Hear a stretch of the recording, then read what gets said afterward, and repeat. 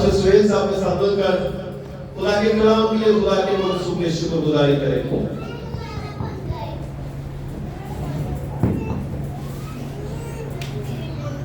आमीन। खुदा के उस आज के शुक्रगुजारी करता हूं कि तूने ये फर्ज बख्शा है कि तेरी इबादत के लिए जमा हो सके और तेरे कलाम को सुन सके। तेरे खादिम पर हम खुदा तेरी बरकत चाहते हैं, जिसे तूने आज अपना पैगंबर बनाकर हमारे दरमियान भेजा है, ताकि कलाम की वो बातें वो भेज जिनसे हम नावाकिफ हम वाकिफ हो सके और अपने बदलों से तुझ खुदा को इज्जत हो जला दे सके। तेरे खादिम पर तेरी बरकत चाहिए। फरमा कि तेरे बेटे और बेटियां सुनते तेरा शुक्र करते यीशु के नाम से आमीन। तो मैं तो सुनिया था भाई साहब नहीं आएंगे, मैं इसकी तैयारी तो करके नहीं रखी, मैं ऊपर चला गया, अभी करके नीचे आऊँ तो भाई साहब आगे तो हम खुदा के खादिम को अपनी तालीम में लेते हैं।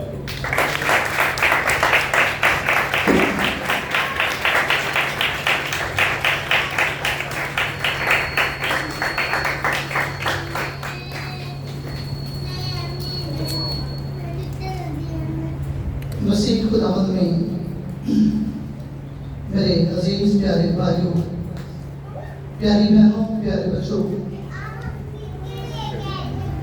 मैं आज के दिन के आगाज पर खुदावंद की पाक हजूरी में, खुदावंद के पाक मस्तबा पर आप सबको दिल की गहराइयों से वेलकम कहता हूँ और आप सबका खैर मकदम करता हूँ। Thank you. आइए हम खुदा के पाक कलाम में से पढ़ेंगे इंसाल 3 बाब और उसकी पहली आयत। कोई भी बेटा या बेटी पढ़ सकता है।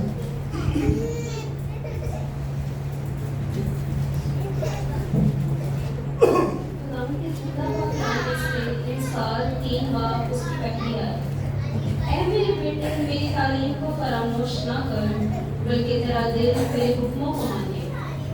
आमीन। प्लीज तशरीफ रखिए।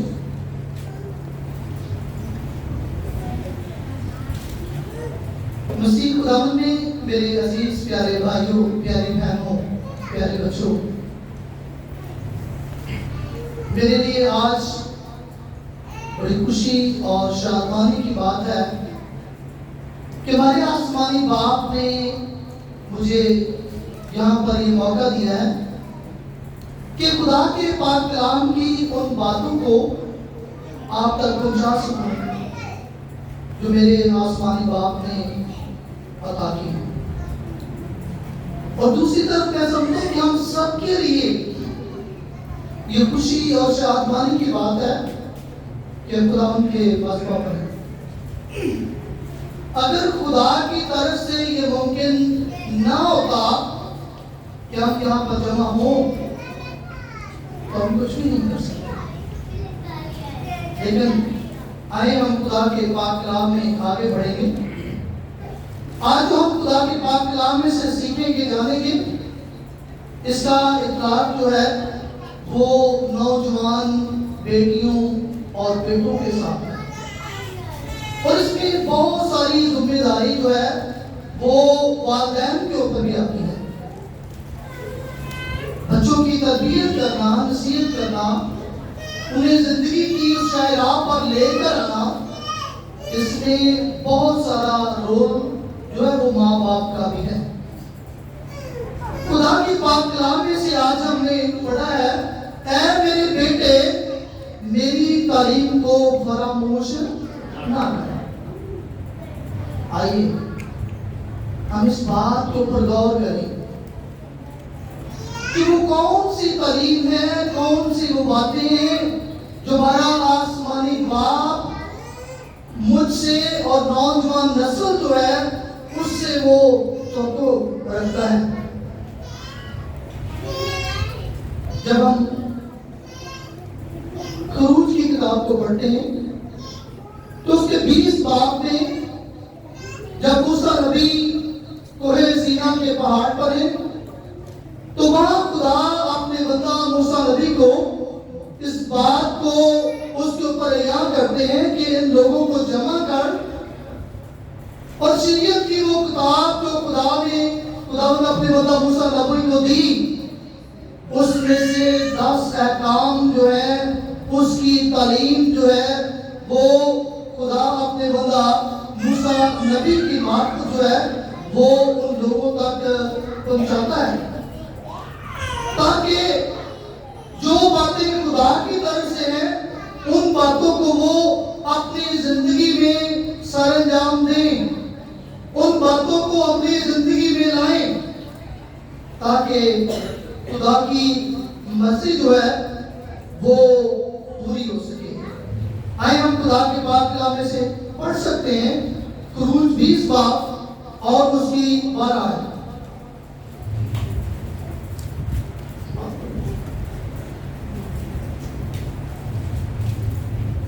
तो अपने बाप और अपनी माँ की इज्जत करना ताकि तेरी उम्र उस मुल्क में जो खुदावंद तेरा खुदा तुझे देता है दराज। आमीन। अब खुदा का पाक कलाम हमें ये सिखाता है कि तू अपने बाप और अपनी माँ की क्या करना, इज्जत करना। आए नौजवान बच्चे जो हैं इस बात को जरा अपने अंदर गौर करें, सोचें, देखें कि क्या हम अपनी जिंदगी में ऐसा ही करते हैं, माँ बाप की इज्जत करते हैं। अगर देखिए कोई बीमार हो जाए तो बेटा तो बेटी को अजीज तो सब लोग उसकी सेहत का ख्याल रखते हैं। अगर ज्यादा तबीयत बिगड़ जाए तो उसको डॉक्टर के पास ले जाते हैं, क्लिनिक में। अगर उससे भी ज्यादा तबीयत बिगड़ जाती है तो माँ बाप क्या करते हैं, उसको हॉस्पिटल ले जाते हैं ताकि उसकी जिंदगी जो है वो क्या हो, बढ़ जाए। अब जो कानून है, जो खुदा बाप कहता है, उस बात की तरफ हम ध्यान नहीं देते, उस बात की तरफ हम ध्यान नहीं देते। खुदा कहता है कि तू अपने बाप और अपनी माँ की इज्जत कर, तू उनके ताबेदार रह, उनका फरमाबरदार है। और जब बच्चे बड़े हो जाते हैं तो कहते हैं कि मेरे माँ और बाप अब बूढ़े हो गए हैं, इन्हें वो समझ बूझ नहीं है जो हमें है। अपने आप को क्या कहते हैं, वो बड़ा बना लेते हैं, अपने आप को वो ज्यादा ज़हीन समझते हैं। जबकि खुदा का कलाम कहता है कि बच्चे अपने माँ बाप के फरमाबरदार और ताबिया नहीं। दूसरी तरफ जब हम इंसान की किताब को पढ़ते हैं तो उसके तीसरे बाब में जब देखते हैं तो खुदा का पाक कलाम जो है वो बहुत सी बातों को नौजवान बच्चे जो हैं, बेटियां जो हैं, बेटे जो हैं, उनके ऊपर वो जाहिर करता है। उनको खुदा कहता है कि इन बातों को तू अपनी अमली जिंदगी में जो है वो लेकर आ।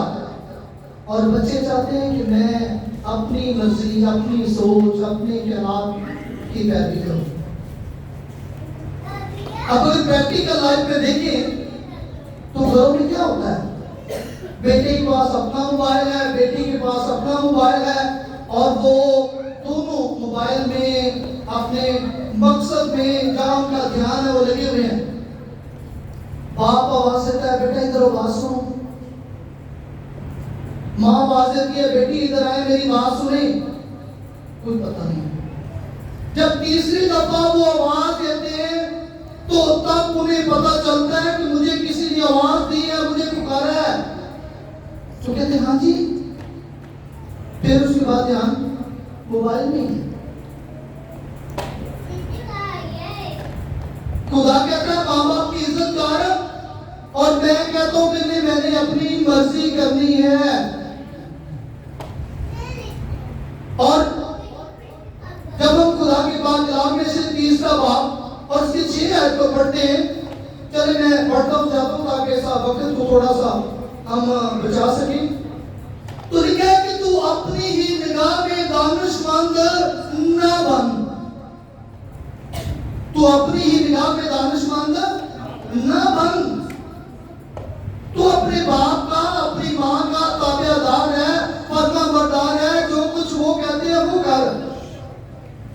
और बच्चे कहते हैं कि मैं बहुत ज्यादा क्या हूँ, ज़हीन हूँ, मैंने मैट्रिक कर लिया, मैंने एफएससी कर लिया, मैंने बीएससी कर लिया, मैंने एमएससी कर लिया, मेरी वालदा तो अनपढ़ है, मेरे बाप को तो कुछ भी नहीं आता।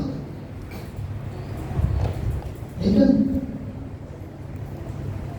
इस मंजिल तक, यहां तक पहुंचाने वाला जो है वो बाप और माँ है। और हम कहते हैं कि मैंने अपनी नजर में मैं ज्यादा दाना हूं, मैं अक्लमंद हूं, मैं दानिशमंद हूं। जो बच्चे माँ बाप की ताबेदारी नहीं करते, फरमाबरदारी नहीं करते, उसकी सबसे बड़ी बात यह है कि वो खुदा के कलाम से नावाकिफ है, वो खुदा को नहीं जानते। जब हम यशायाह नबी का सीफा उसका पहला बाब और उसकी दूसरी आयत पढ़ते हैं, तो कोई भी बच्चा इसमें पढ़ सकता है। यशायाह नबी का सीफा उसका दूसरा बाब और सॉरी पहला बाब दूसरी आयत।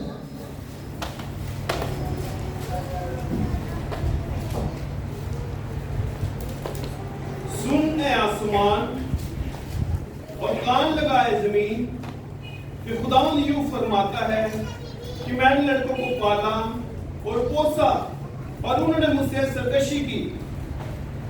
सो खुदा का कलाम जो है, थैंक यू, वो कहता है कि मैंने तुम्हारे बच्चों को पाला है, पोसा है, जवान किया है, लेकिन वो मेरे आइन के खिलाफ चलते हैं, मेरे अहकाम को नहीं मानते। जो खुदा चाहता है उसके मुताबिक वो अपने आप को नहीं ढालते।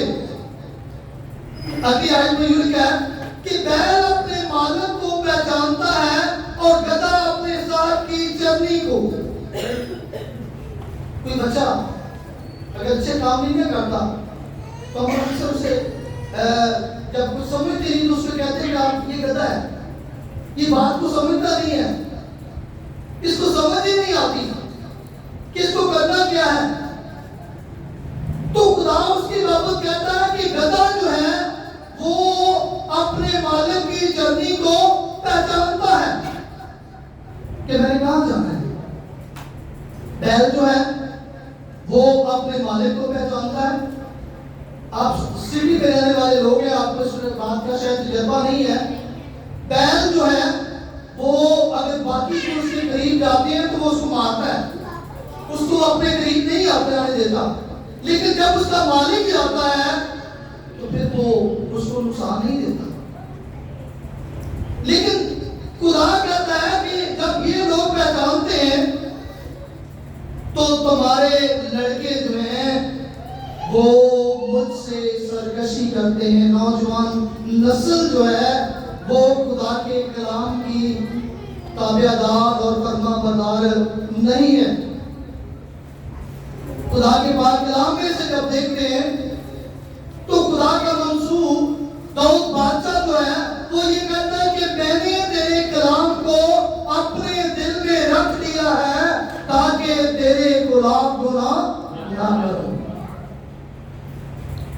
मैंने प्रैक्टिकल लाइफ में देखा है कि जब इबादत खत्म होती है तो पूछो, मैं अक्सर जब इबादत करवाता हूँ तो मैं उसके बाद 5 मिनट का सेशन लेता हूँ, तो मैं कहता हूँ कि आज कलाम क्या सुनाया गया।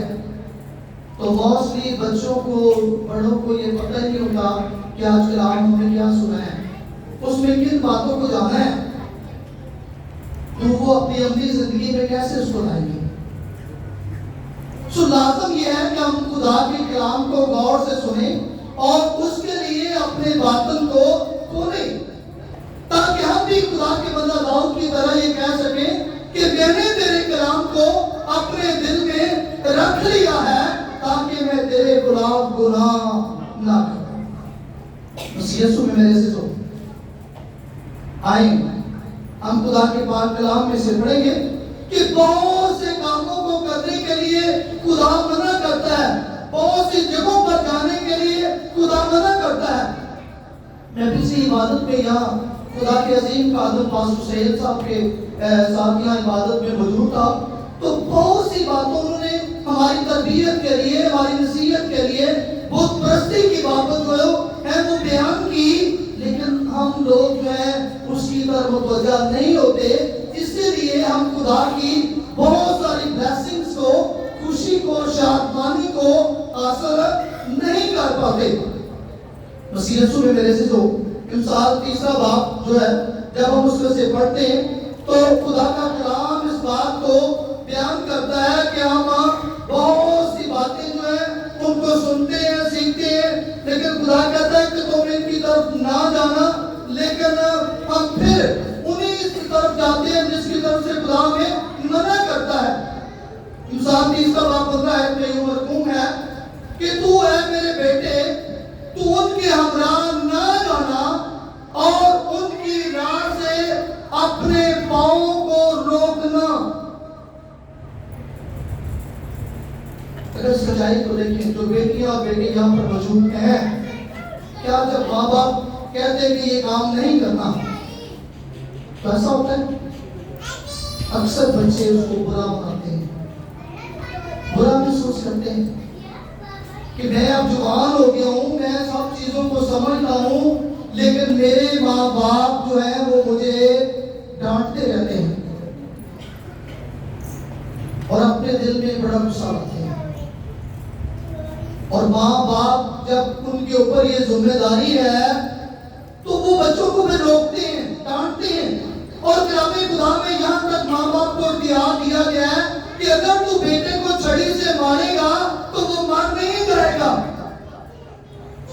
अगर तू बेटे को छड़ी से मारेगा तो वो मर नहीं जाएगा, लेकिन जब तरबियत हासिल करेगा तो बहुत सारी खुशियां और शादमानी जो है वो उसकी जिंदगी में आएगी। अब जरा मुकद्दस लूका की इंजील की तरफ बढ़ते हैं तो वहां में मुस्लिम बेटा जो है उसकी बाबत खुदा का कलाम जो है वो क्या सिखाता है कि मुस्लिम बेटा जो है वो अपने बाप को कहता है कि तेरी जायदाद में से जो हिस्सा मुझे पहुंचता है वो मुझे दे दे। तो बाप क्या करता है? बाप उसको उसका हिस्सा जो है वो दे देता है। जब बाप उसको हिस्सा दे देता है तो वो सारा माल मोता बेचकर, रुपया पैसा लेकर किसी दूसरे मुल्क में चला जाता है और लिखा है कि वहां उसने सब कुछ जो उसके बाप ने दिया वो बदचलनी में उसने उसको उड़ा दिया। बुरे काम है। अब जब पैसे होना पास तो फिर बहुत सारे फ्रेंड्स करते हैं, दोस्त मिल जाते हैं, पिकनिक मनाने के लिए, पार्टीज को सेलिब्रेट करने के लिए, होटलिंग के लिए, रेस्टोरेंट के लिए, अच्छी अच्छी पार्कों में जाने के लिए, फिर दोस्त भी साथ होते हैं। और ऐसा ही उसके साथ हुआ। और खुदा का कलाम में भी ये सिखाता है कि जब उसके पास पैसा न रहा, वो सब कुछ खत्म हो गया, तो उसके साथ ही जो बाप की तरफ से मिला था ना, वो खुशियां माँ बाप की तरफ से मिली हुई थी, वो दौलत माँ बाप की तरफ से मिली हुई थी। तो वो जब वो खुशियां खत्म हो गई तो फिर दोस्त भी छोड़ गया, साथी भी छोड़ गया और मुस्लिम बेटा क्या हुआ? अकेला रह गया। और जब वो अकेला रह गया तो यहां तक वो मोहताज हो गया कि उसके पास खाने के लिए रोटी भी नहीं है। उसके पास खाने के लिए रोटी भी नहीं है। जब उसके पास खाने के लिए कुछ नहीं है तो वो सोचता है कि चले मैं ये सूअर जो है ये इनको ले जाता हूँ, एक मालिक के यहाँ चला गया, उसके सूअर चराता हूँ ताकि जो खुराक सूअर खाते हैं वो ही खा के मैं अपना पेट जो है उसको भर सकूं, अपने बदन की जरूरत जो है उसको क्या करूं? पूरा कर सकूं। तो अब गौर करें कि उसको वो मुयस्सर होती है, वो भी उसको नहीं होती।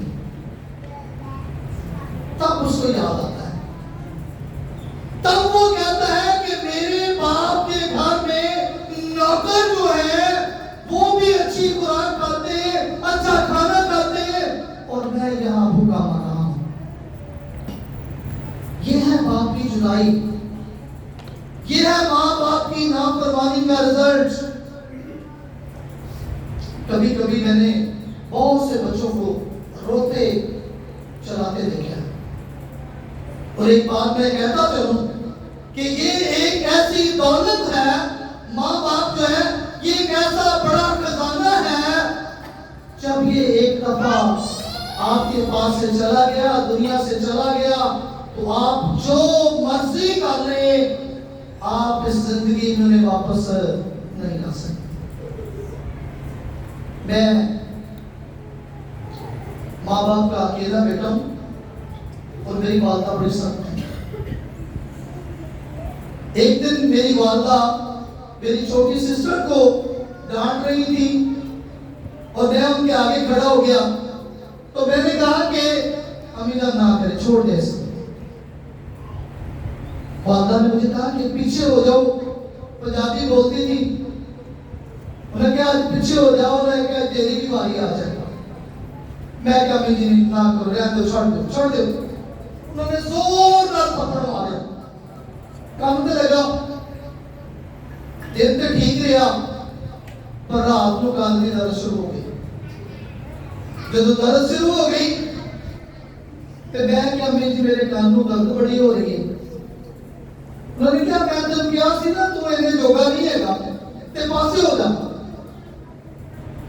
रात को ना वालदा सो सकी, ना मैं खुद सो सका उस काम के दर्द की वजह से। और वो बार बार यही कहती थी कि मैं दरवाजा से कहती से तू इन्हें जोगा नहीं हैगा, तू मेरी गल नहीं बननी। मेरी शादी हो गई पास्टर साहब, तो मेरी वालदा मेरे ससुराल के सामने मेरी इंसल्ट करती थी, बुरा भला कहती थी। तो मैंने एक दिन कहा कि जान कम से कम मेरे जो सौरे आए होते हैं तो तेरा बिस्ती कराया करो। उन्हें क्या तेरे पता ही कोई नहीं, मैं लोगों को मानिया कि मेरा एक ते नेक, मेरे अगे बोलता नहीं, मेरे अगे गल नहीं करता।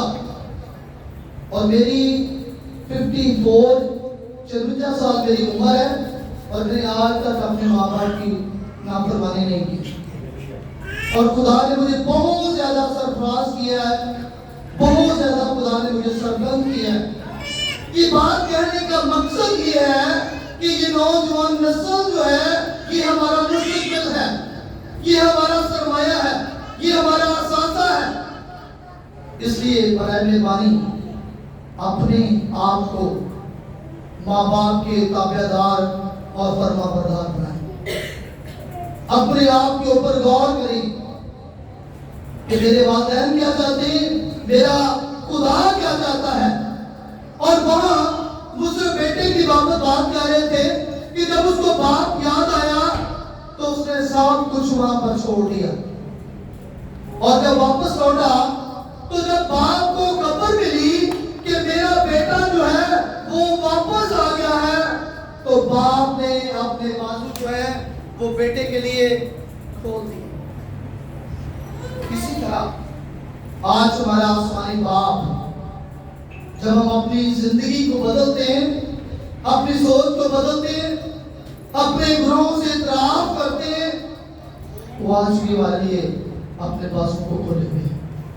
इसी तरह वालिदैन जो है वो बच्चों की गलतियों को नजरअंदाज कर देते हैं, माफ करते हैं।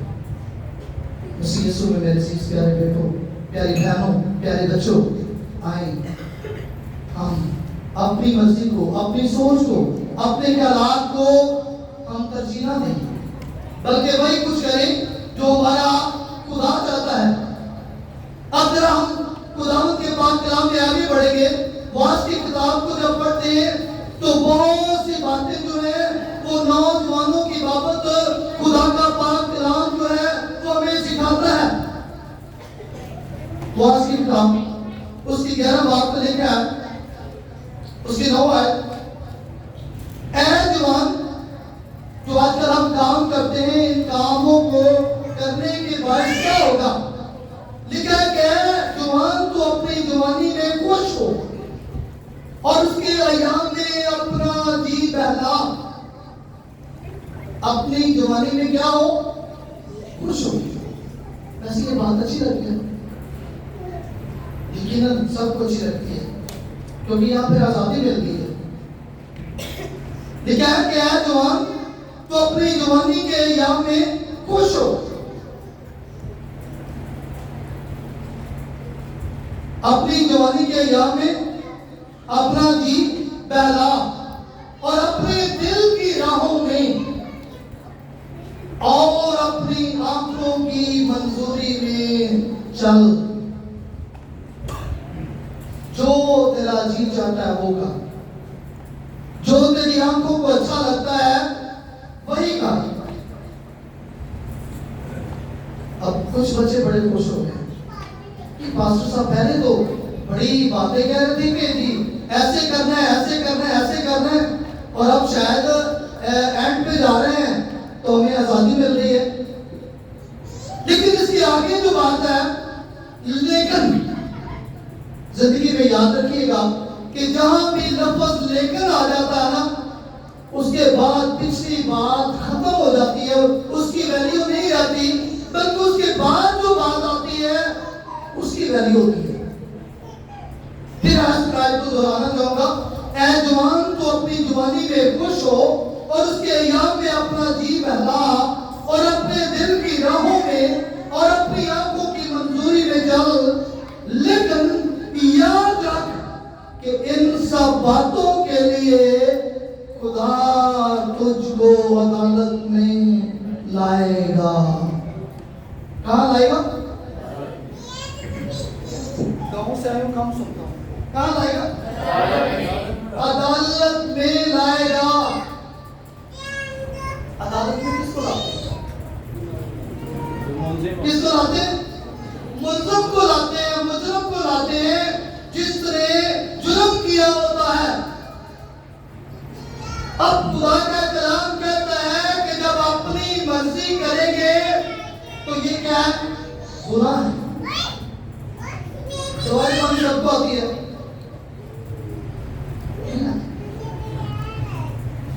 दवाई पानी सबको आती है, सब पढ़ते हैं यकीनन।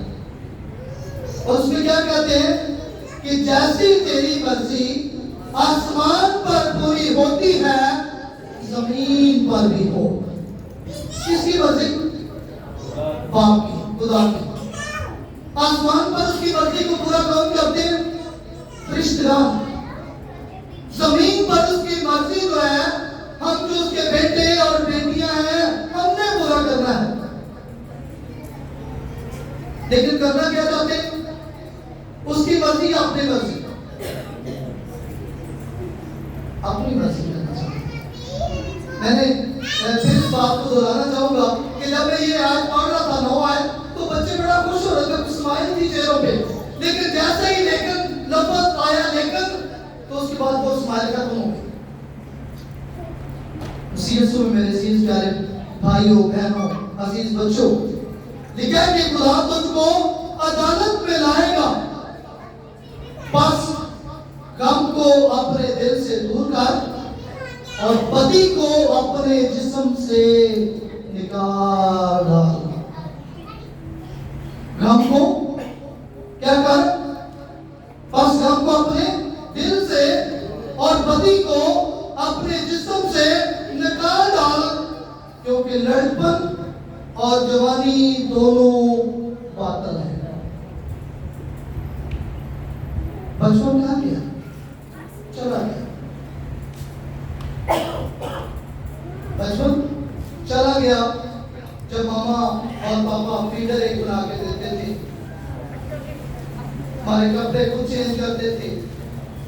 अगर थोड़ा सा छोटा बच्चा किसी खतरे वाली जगह पे चला जाता है तो दौड़ के क्या करते हैं? उसको वादन पकड़ते। लेकिन बचपन जो है वो चला गया है और ये जो जवानी जो है वो भी इंसान की किताब में लिखा है नहीं रहनी, ये जवानी भी नहीं रहनी। आकर को फिर बुढ़ापे की तरफ हमने चले जाना है। लेकिन हमने अपनी जिंदगी को खुदा के कलाम के मुताबिक जो है वो ढालना है। पति को अपने जिस्म से हमने क्या करना है, निकाल डाल। और 12 बाब की पहली आयत लिखा है, और अपनी जवानी के दिनों में अपने खालिक को याद कर। कब? जवानी के दिनों में। ये उम्र जो है इसकी हमें भी जरूरत है। पास्टर सैयद साहब जो है, यकीनन उनके अंदर ये बात होगी कि मेरी चर्च के जो यूथ है, जो नौजवान हैं, वो ज्यादा मसरूफ हो, वो ज्यादा खुदा की तरफ बढ़े, वो ज्यादा खुदा के अहकामात जो है उनकी वो पैरवी करें। और ये हर खुदा का खादम जो है वो चाहता है कि उसकी कलीसिया में, उसकी कांग्रेगेशन में जो नौजवान नस्ल है, जो आने वाले वक्त में हमारा एहसास है, वो मजबूत हो जाए। इसलिए खुदा कहता है कि जवानी के दिनों में अपने खालिक को क्या कर, याद कर। आज मुझे और आप सबको और खुसूस नौजवान बच्चों को जो है वो खुदा को याद करने की जरूरत है। और ये क्या कि जब के बुरे दिन अरूज नहीं आए और वो दिन नजदीक नहीं हुए जिनमें तू कहेगा कि इनसे मुझे कुछ खुशी नहीं है। जब बूढ़े हो जाते हैं तो कभी कभी फैमिली में उनको कहे ना कि जी वो फलां शादी है, आप चले हमारे साथ वहां पर, तो वो कहते नहीं मैं नहीं आ सकता, मेरी तबीयत ठीक नहीं, मुझे सफर करना अच्छा नहीं लगता। जवानी में बंदा अच्छी खुराक खाता है, अच्छी चीजें खाता है, बुढ़ापे में आकर इनको खाना पीना भी वो क्या हो जाता है, कम हो जाता है। इसलिए मसीह यीशु में मेरे अजीज प्यारे बेटों, प्यारी बेटियों, आए हम खुदा के कलाम में आगे बढ़े, खुदा के कलाम को सीखें, खुदा के कलाम को जानें, खुदा के कलाम को समझें। और इसी तरह मैं वालिदैन से गुजारिश करूंगा कि अपनी पूरी तवज्जो जो है वो अपनी नौजवान नस्ल के बच्चों पे करें। ये ना समझे कि हमने बच्चों को पैदा किया है तो उसके बाद अब हमारी जिम्मेदारी कब है। कलाम मुकद्दस में से जब पढ़ते हैं तो आदम और हवा जब आदम के बाग में थे तो खुदा ने किसको आवाज दी, सरबराह को। आदम को उसने कहा कि आदम तू कहां है। इसी तरह बाइबल मुकद्दस हमें तारीफ देती है, सिखाती है कि वालिदैन जो है वो नौजवान बच्चों के साथ नरमी से पेश आए, मोहब्बत के साथ उनके साथ पेश आए और उनकी तरबियत करें, नसीहत करें। हो सकता है कि बाज़ वालिदैन यहाँ पर हों लेकिन उनके बच्चे घर पे हों, वो अपनी जिंदगी में अपने बच्चों को अच्छी चीजें देना पसंद करते हैं, लेकिन ना उनसे पूछते कि आपने बाइबल पढ़ी है, ना उनसे पूछते आपने दुआ की है। इस बात में बहुत पीछे है। वालिदैन की जिम्मेदारी है कि वो अपने बच्चों की तरबियत में, नसीहत में जो है वो भरपूर किरदार अदा करें। अक्सर जब हम अपनी क्रिश्चियन बस्तियों को देखते हैं तो नौजवान बच्चे जो हैं वो ऐसी राहों पर जा रहे हैं जो हलाकत की राह है। हमारा मुस्तकबिल तबाह होता हुआ, बर्बाद होता हुआ हमें नजर आ रहा है, लेकिन इसमें बहुत सा रोल जो है, किरदार जो है वो माँ बाप का है।